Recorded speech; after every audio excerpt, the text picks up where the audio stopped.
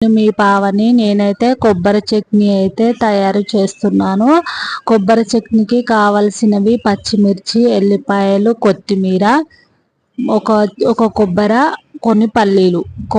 పల్లీలు వేయించుకోవాలి. కొబ్బరిని అయితే చిన్న చిన్న ముక్కలుగా చేసుకొని వేయించుకోవాలి. ఫస్ట్ కొబ్బరి పల్లీలు కొంచెం వేయించుకున్న తర్వాత కొన్ని మనకు కారానికి సరిపడా పచ్చిమిర్చి ఇట్లా తీసుకొని అందులోనే వేసి వేయించుకోవాలి. కొంచెం పచ్చివాసన పోయేంత వరకు వేయించుకోవాలి. ఈ మూడు మంచిగా ఫ్రై అయ్యేంత వరకు వేయించుకోవాలి. ఇప్పుడు మంచిగా ఫ్రై అవుతున్నాయి కదా, ఇట్లా ఒక చిన్నగా పెట్టి వేయించుకుంటే ఏవైనా టేస్ట్గా బాగుంటాయి. మీరు పెద్దగా పెట్టి వేయించడం వల్ల టేస్ట్ అయితే అస్సలు బాగోవు అనమాట. ఇప్పుడైతే మిక్సీకి అయితే వేసుకుంటున్నాను. ఎల్లిపాయలు కొత్తిమీర అయితే వేసుకున్నాం కదా, అందులోనే మనం వేయించుకున్న కొబ్బరి, పల్లీలు, పచ్చిమిర్చి ఇట్లా అన్నీ వేసుకొని మిక్సీ అయితే పట్టుకోవాలి.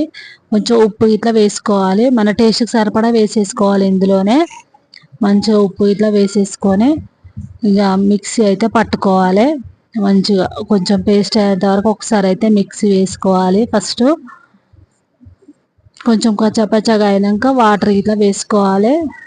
వాటర్ వేసుకొని మంచిగా పేస్ట్ అయ్యేంత వరకు అయితే మంచిగా మిక్సీ పట్టుకోవాలి. మన మంచిగా పేస్ట్ అయితే టేస్ట్ బాగుంటుంది కదా. మంచిగా పేస్ట్ అయ్యేంత వరకు అయితే మిక్సీ పట్టుకొని ఇక తాలింపు వేసుకోవడమే. తాలింపుకు తగినంత నూనె వేసుకోవాలి. ఎవరికి ఇష్టమంతా వాళ్ళు నూనె అయితే వేసుకొని నూనె వేడెక్కేంత వరకు కొద్దిసేపు ఉంచాలి.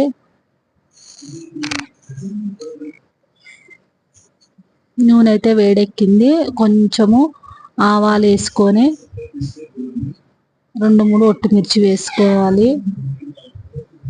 కొంచెం కలమాకు వేసుకోవాలి. ఇక పోపును వచ్చేసి అయితే చట్నీలో వేసుకోవాలి. చట్నీ అయితే రెడీ అయిపోయినట్టే. ఇక కొబ్బరి చట్నీ ఈజీగా ఉంది కదా, టేస్ట్ ఇట్లా చాలా బాగుంటుంది. ఎప్పుడు పల్లి చట్నీ చేసుకునే బదులు కొబ్బరి హెల్త్కి చాలా మంచిది కాబట్టి అప్పుడప్పుడు కొబ్బరి చట్నీ చేసుకుంటే చాలా మంచిది. కొబ్బరి చాలా హెల్త్కి మంచిది కదా. ఈ వీడియో కనుక మీకు నచ్చితే ప్లీజ్ లైక్ చేయండి, షేర్ చేయండి. మీకు ఎలా అనిపించిందో కామెంట్ ఇట్లా చేయండి. ఓకేనా మరి.